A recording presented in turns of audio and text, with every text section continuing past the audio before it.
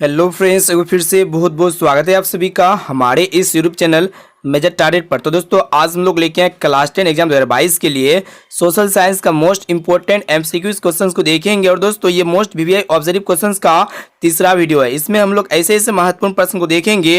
अगर ये 30 ऑब्जर्व प्रश्न को देख लेते हैं ना तो आपकी मैट्रिक बोर्ड परीक्षा में 25% 100% रूबरू देखने को मिलेगा। तो दोस्तों ये मेरा गारंटी है कि 25% इस वीडियो से आएगा ही आएगा, इसलिए इस वीडियो को संपूर्ण शुरू से लेकर आखिरी तक जरूर देखिएगा। दोस्तों एक भी क्वेश्चन को स्किप नहीं कीजिएगा। तो फ्रेंड्स फटाफट से वीडियो को लाइक कर दीजिएगा। चैनल पर नए हैं ना तो प्लीज चैनल को सब्सक्राइब जरूर कर लीजिएगा। तो आइए दोस्तों शुरू करते हैं आज के पहले नंबर प्रश्न से। वीडियो को लाइक जरूर कर दीजिएगा। देखते हैं यहाँ पे क्या करा है कि विकसित राज्यों की क्या अधिक होती है। ऑप्शन ए है प्रति व्यक्ति आय, ऑप्शन बी है पूंजी निर्माण दर, ऑप्शन सी है वस्तु का मूल्य और ऑप्शन डी है सेवाओं का मूल्य। तो दोस्तों विकसित राज्यों की जो है ना प्रति व्यक्ति आय अधिक होती है, इसे आप लोग को याद रखना है। ऑप्शन नंबर ए बिल्कुल से उत्तर हो जाएगा। और दोस्तों एक प्रश्न ये पूछे जाते हैं कि किस राज्य की प्रति व्यक्ति आय अधिक होती है। दोस्तों गोवा राज्य की प्रति व्यक्ति आय अधिक होती है, साथ में इसे भी आप लोग याद रखना है। अब चलिए फ्रेंड्स देखते हैं यहाँ पे अगला प्रश्न।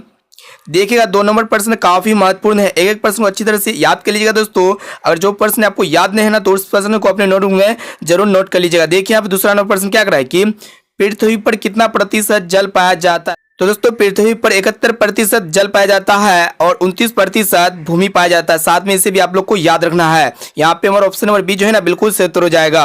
अब आइए फ्रेंड्स देखते हैं यहाँ पे 3 नंबर प्रश्न। ये भी प्रश्न बहुत इंपॉर्टेंट है। देखिएगा क्या कर रहा है कि भारत का खोज किसने किया। काफी महत्वपूर्ण प्रश्न है और बहुत बार आपके मैट्रिक परीक्षा में पूछा भी जा चुका है। देखिए ऑप्शन ए में आपका दिया हुआ है मैगलन या फिर कोलंबस या फिर Vasco D gamma, option D है हेनरी। दोस्तों भारत का जो खोज किए थे ना वास्को डी गामा ने किए थे। ऑप्शन नंबर सी यहाँ पे हमारा बिल्कुल से उत्तर हो जाएगा।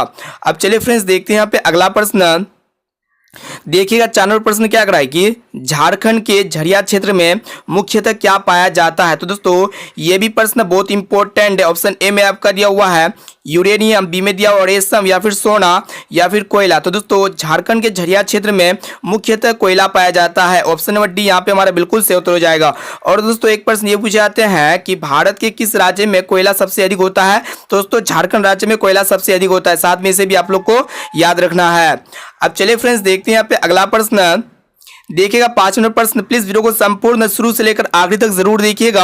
काफी महत्वपूर्ण इसमें हम लोग 30 ऑब्जर्व क्वेश्चंस को देख रहे हैं और ये 30 ऑब्जर्व प्रश्न को देख लेते हैं ना तो आपके फाइनल मैट्रिक बोर्ड परीक्षा में इस वीडियो से आप लोग को 15 नंबर पक्का मिलने वाला है, इसलिए वीडियो को थोड़ा भी स्किप नहीं कीजिएगा। देखिए यहाँ पे 5 नंबर प्रश्न क्या कराए कि गोलघर किस उद्देश्य से बनाया गया था। ऑप्शन ए में आपका दिया हुआ सैनिक रखने के लिए, बी है अस्त्र शस्त्र रखने के लिए और ऑप्शन सी अनाज रखने के लिए, ऑप्शन डी है पूजा करने के लिए। तो दोस्तों गोलघर जो है ना अनाज रखने के उद्देश्य से बनाया गया था। ऑप्शन नंबर सी जो है ना बिल्कुल से उत्तर हो जाएगा। और दोस्तों ये गोलघर जो है ना पटना में है और गोलघर का जो निर्माण हुआ था ना 1786 ईस्वी में हुआ था, साथ में से भी आप लोग को याद रखना है। अब आइए फ्रेंड्स देखते हैं यहाँ पे अगला प्रश्न क्या कराए कि वर्तमान में नेपाल की शासन प्रणाली क्या है। ऑप्शन ए में आपका दिया हुआ लोकतंत्र या फिर राजतंत्र, ऑप्शन सी है सैनिक तंत्र और ऑप्शन डी में आपका दिया हुआ है इनमें से कोई नहीं। तो दोस्तों वर्तमान में नेपाल की जो शासन प्रणाली है ना लोकतंत्र है। यहाँ पे हमारा ऑप्शन नंबर ए जो है ना बिल्कुल से उत्तर हो जाएगा। और लोकतंत्र से पहले क्या था, राजतंत्र था, साथ में इसे भी आप लोग को याद रखना है। अब चलिए फ्रेंड्स देखते हैं यहाँ पे अगला प्रश्न। देखिएगा 7 नंबर प्रश्न क्या कराए कि काफी महत्वपूर्ण प्रश्न है कि राजनीतिक दलों की नींव सर्वप्रथम किस देश में पड़ी। काफी महत्वपूर्ण है और बहुत बार आपके मैट्रिक बोर्ड परीक्षा में पूछा भी जा चुका है। तो दोस्तों ऑप्शन ए में आपका दिया ब्रिटेन में या फिर भारत में या फिर फ्रांस में या फिर संयुक्त राज्य अमेरिका में। तो दोस्तों राजनीतिक दलों की नींव सर्वप्रथम जो है ना कहाँ पे पड़ी थी, ब्रिटेन में पड़ी थी। ऑप्शन नंबर ए जो है ना बिल्कुल से उत्तर हो जाएगा। और दोस्तों ये प्रश्न आपके मैट्रिक बोर्ड परीक्षा में काफी बार पूछा जा चुका है। और दोस्तों अगर आपको जो भी प्रश्न याद नहीं है ना तो उस प्रश्न को अपने नोटबुक में जरूर नोट कर लीजिएगा।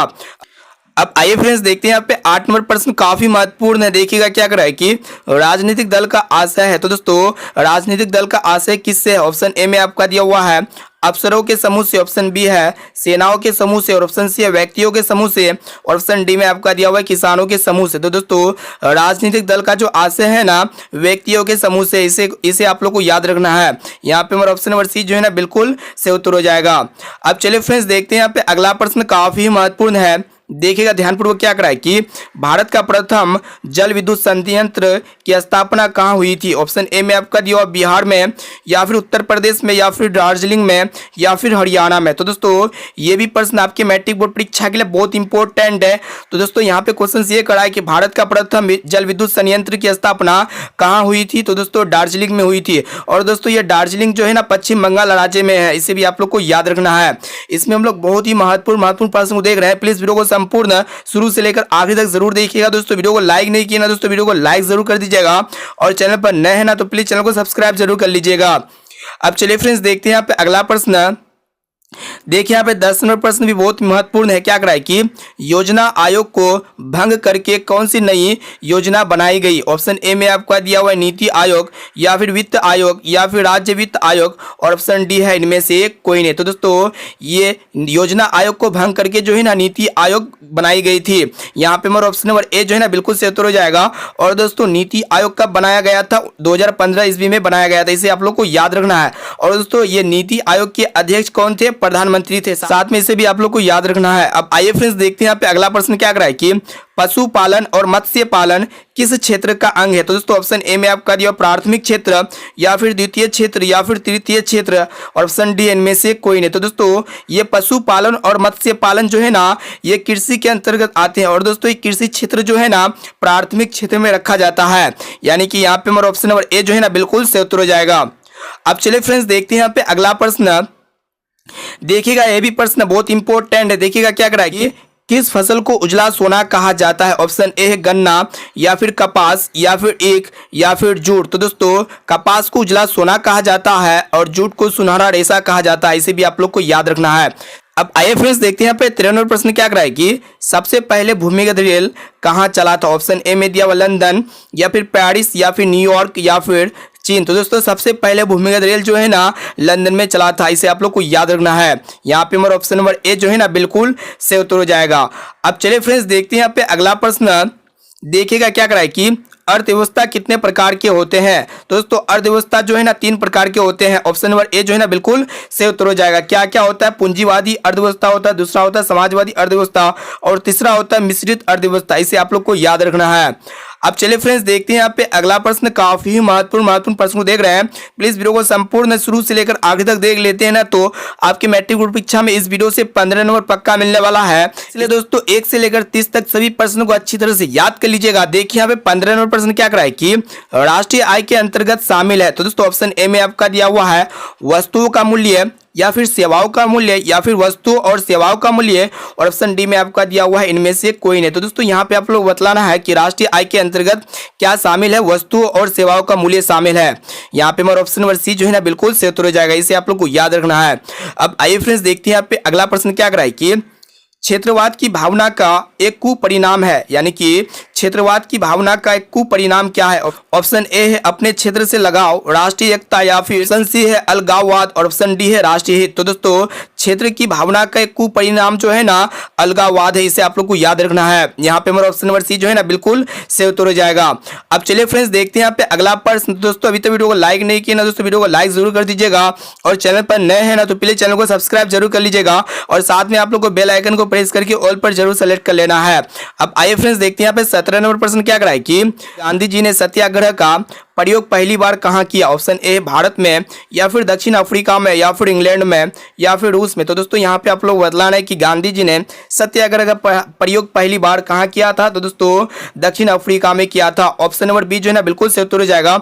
और दोस्तों गांधी जी दक्षिण अफ्रीका से भारत कब लौटे थे, 1915 ईस्वी में लौटे थे, साथ में से भी आप लोग को याद रखना है। अब आइए फ्रेंड्स देखते हैं यहाँ पे 18 नंबर प्रश्न क्या कराए कि बारदोली सत्याग्रह किसके नेतृत्व में हुआ था। ऑप्शन ए में आपका दिया हुआ है वल्लभ भाई पटेल, या फिर राम मनोहर लोहिया, ऑप्शन सी है सुभाष चंद्र बोस, और ऑप्शन डी में आपका दिया हुआ है लाला लाजपत राय। तो दोस्तों यहाँ पे आप लोग बतलाना है कि बारदोली सत्याग्रह किसके नेतृत्व में हुआ था। तो दोस्तों वल्लभ भाई पटेल के नेतृत्व में हुआ था, इसे आप लोग को याद रखना है। यहाँ पे हमारा ऑप्शन नंबर ए जो है ना बिल्कुल से उत्तर हो जाएगा। अब चलिए फ्रेंड्स देखते हैं यहाँ पे अगला प्रश्न। वीडियो को पूरा जरूर देखिएगा अगर आपको मैट्रिक बोर्ड परीक्षा में 15 नंबर चाहिए। तो देखिए यहाँ पे क्या कराए कि बाढ़ के समय किस स्थान पर जाना चाहिए? तो दोस्तों ये भी प्रश्न बहुत इंपॉर्टेंट है। ऑप्शन ए में आपका दिया हुआ गांव के बाहर, या फिर ऊंची भूमि वाले स्थान पे, या फिर जहां है वहीं उसी स्थान पे। ऑप्शन डी में आपका दिया हुआ खेतों में। तो दोस्तों बाढ़ के समय जो है ना आप लोग को ऊंची भूमि वाले स्थान पे जाना चाहिए। ऑप्शन नंबर बी जो है ना बिल्कुल सही उत्तर हो जाएगा। और दोस्तों ये भी प्रश्न बहुत इंपॉर्टेंट है, काफी महत्वपूर्ण है। अब चलिए फ्रेंड्स देखते हैं यहाँ पे अगला प्रश्न। देखिएगा क्या करा है कि लोकतंत्र नागरिकों को देता है, यानी कि लोकतंत्र नागरिकों को क्या देता है? ऑप्शन ए में आपका दिया हुआ है समान अवसर, या फिर असमान अवसर, या फिर क्षणिक अवसर। ऑप्शन डी में आपका दिया हुआ इनमें से कोई नहीं। दोस्तों लोकतंत्र नागरिकों को समान अवसर देता है, इसे आप लोग को याद रखना है। यहाँ पे हमारा ऑप्शन नंबर ए जो है ना बिल्कुल सही उत्तर हो जाएगा। अब आइए फ्रेंड्स देखते हैं यहाँ पे अगला प्रश्न, काफी महत्वपूर्ण है। देखिएगा क्या करा है कि इंग्लैंड में औद्योगिक क्रांति किस उद्योग से शुरू हुआ? यह भी प्रश्न बहुत इंपॉर्टेंट है। ऑप्शन ए में आपका दिया हुआ है लौह उद्योग, या फिर खनन उद्योग, और ऑप्शन सी है वस्त्र उद्योग, और ऑप्शन डी में आपका दिया हुआ है परिवहन उद्योग। तो दोस्तों इंग्लैंड में औद्योगिक क्रांति जो है ना ये वस्त्र उद्योग से शुरू हुआ था, इसे आप लोग को याद रखना है। यहाँ पे हमारा ऑप्शन नंबर सी जो है ना बिल्कुल सही उत्तर हो जाएगा। अब चलिए फ्रेंड्स देखते हैं यहाँ पे अगला प्रश्न, काफी महत्वपूर्ण प्रश्न को देख रहे हैं। प्लीज वीडियो को संपूर्ण शुरू से लेकर आखिरी तक जरूर देखिएगा दोस्तों। और दोस्तों अगर आपको जो भी प्रश्न याद नहीं है ना तो उस प्रश्न को अपने नोटबुक में जरूर नोट कर लीजिएगा। देखिए यहाँ पे क्या करा है कि अंकुर वाट के मंदिर का निर्माण किसने करवाया था? ये भी प्रश्न काफी महत्वपूर्ण है और आपके मैट्रिक बोर्ड परीक्षा में बहुत बार पूछा जा चुका है। दोस्तों अंकुर वाट के मंदिर का निर्माण जो है ना सूर्यवर्मन द्वितीय ने करवाया था। यहाँ पे हमारा ऑप्शन नंबर सी जो है ना बिल्कुल सही उत्तर हो जाएगा, सूर्यवर्मन द्वितीय, इसे आप लोग को याद रखना है। और दोस्तों एक प्रश्न ये भी पूछे जाते हैं कि अंकुर वाट का मंदिर कहाँ स्थित है? दोस्तों काम्बोडिया में स्थित है। अब आइए फ्रेंड्स देखते हैं यहाँ पे अगला प्रश्न क्या कर रहा है कि बिहार में पंचायती राज व्यवस्था का कार्यकाल कितना होता है? यानी कि बिहार में पंचायती राज व्यवस्था का कार्यकाल कितना वर्ष का होता है? तो दोस्तों 5 वर्ष का होता है, इसे आप लोग को याद रखना है। यानी कि यहाँ पे हमारा ऑप्शन नंबर बी जो है ना बिल्कुल सही उत्तर हो जाएगा।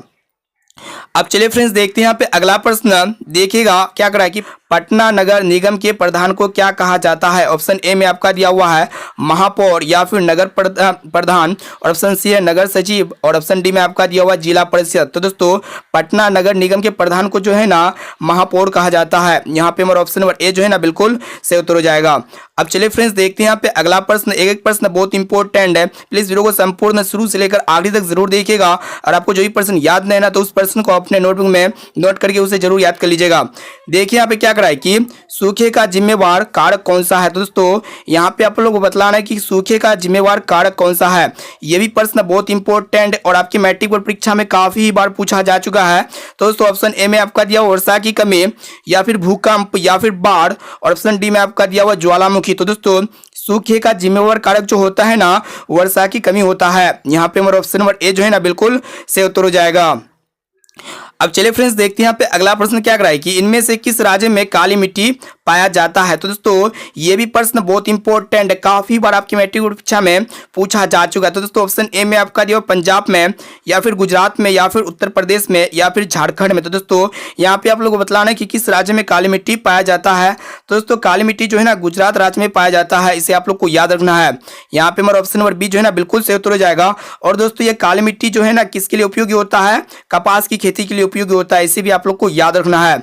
अब चलिए फ्रेंड्स देखते हैं यहाँ पे अगला प्रश्न, काफी महत्वपूर्ण है। देखिएगा क्या करा है कि बिहार में नहरों से सर्वाधिक सिंचाई किस जिले में होती है? यह भी प्रश्न बहुत इंपॉर्टेंट है। ऑप्शन ए में आपका दिया रोहतास में, या फिर सिवान में, या फिर पटना में, या फिर गया में। तो दोस्तों बिहार में नहरों से अधिक सिंचाई जो है ना किस जिले में होती है? रोहतास जिले में होती है। यहाँ पे हमारा ऑप्शन नंबर ए जो है ना दोस्तों बिल्कुल सही उत्तर हो जाएगा। अब आइए फ्रेंड्स देखते हैं यहाँ पे ये भी प्रश्न बहुत इंपॉर्टेंट है। देखिएगा क्या करा है कि भारत में अब कितने राज्य है? तो दोस्तों भारत में जो है ना अभी 28 राज्य बचे हुए हैं, पहले जो है ना 29 राज्य थे, इसे आप लोग को याद रखना है। अब चलिए फ्रेंड्स देखते हैं यहाँ पे अगला प्रश्न, काफी महत्वपूर्ण है। देखिएगा क्या करा है कि प्लास्टिक मुद्रा का एक उदाहरण है। तो दोस्तों प्लास्टिक मुद्रा का जो उदाहरण है ना एटीएम कार्ड है, इसे आप लोग को याद रखना है। यहाँ पे हमारा ऑप्शन नंबर सी जो है ना बिल्कुल सही उत्तर हो जाएगा। और दोस्तों एक प्रश्न ये भी पूछे जाते हैं कि एटीएम का फुल फॉर्म क्या होता है? तो दोस्तों एटीएम का जो फुल फॉर्म होता है ना ऑटोमेटिक टेलर मशीन होता है, इसे हिंदी में हम लोग कहते हैं स्वचालित टेलर मशीन। अब चलिए फ्रेंड्स देखते हैं यहाँ पे आज का लास्ट और अंतिम प्रश्न बहुत इंपॉर्टेंट है। देखिए यहाँ पे क्या करा है कि नेपा नगर प्रसिद्ध है। तो दोस्तों ये नेपा नगर जो है ना किसके लिए प्रसिद्ध है? ऑप्शन ए में आपका दिया हुआ है चीनी मिल के लिए, या फिर अखबारी कागज के लिए, ऑप्शन सी है सीमेंट के लिए, ऑप्शन डी में आपका दिया हुआ है सूती कपड़ा के लिए। तो दोस्तों ये नेपा नगर जो प्रसिद्ध है ना अखबारी कागज के लिए है, इसे आप लोग को याद रखना है। यानी कि यहाँ पे हमारा ऑप्शन नंबर बी जो है ना बिल्कुल सही उत्तर हो जाएगा। तो दोस्तों यहाँ पे हम लोग 30 मोस्ट इंपॉर्टेंट सोशल साइंस के ऑब्जर्व क्वेश्चन को देखिए जो आपके आने वाले मैट्रिक बोर्ड परीक्षा के लिए बहुत इंपॉर्टेंट है। तो दोस्तों अगर आप ये 30 ऑब्जर्व प्रश्न को अच्छी तरह से याद कर लेते हैं ना तो आपकी मैट्रिक बोर्ड परीक्षा में निश्चित है कि इस वीडियो से 15 नंबर पक्का मिलेगा। इसीलिए जो है ना एक एक प्रश्न को अच्छी तरह से याद कर लीजिएगा दोस्तों। और आपको जो भी प्रश्न याद नहीं है ना तो उस प्रश्न को अपने नोटबुक में जरूर नोट कर लीजिएगा। अब आइए फ्रेंड्स देखते हैं यहाँ पे आज का होमवर्क प्रश्न जो स्पेशली आपके लिए लिया गया है। देखिएगा यहाँ पे क्या कराई कि भारत में सबसे अधिक गेहूं कहां होता है? तो दोस्तों ऑप्शन ए में आपका दिया पश्चिम बंगाल में, या फिर उत्तर प्रदेश में, या फिर बिहार में, या फिर झारखंड में। तो दोस्तों इसका जवाब जो है ना आप लोग को कमेंट करके बताना है, यानी कि कमेंट बॉक्स में बताना है कि इसका राइट आंसर क्या होगा। और दोस्तों साथ में ये भी बताइएगा कि ये 30% में से पहले से आप लोग को कितना % याद था। तो दोस्तों वीडियो को लाइक नहीं किया दोस्तों वीडियो को लाइक जरूर कर दीजिएगा। और चैनल पर नए हैं ना तो प्लीज चैनल को सब्सक्राइब करके बेल आइकन को प्रेस करके ऑल पर जरूर सेलेक्ट कर लीजिएगा। दोस्तों फिर मिलते हैं जल्द ही अगले वीडियो पे। इससे पहले सोशल साइंस के पहला और दूसरा वीडियो को नहीं देखिए ना तो इसी वीडियो के डिस्क्रिप्शन बॉक्स में दोनों वीडियो का लिंक मिल जाएगा, वहां पे जाके आप जो है ना बारी बारी से दोनों वीडियो को देख सकते हैं। तो दोस्तों फिर मिलते हैं जल्दी अगले वीडियो पे।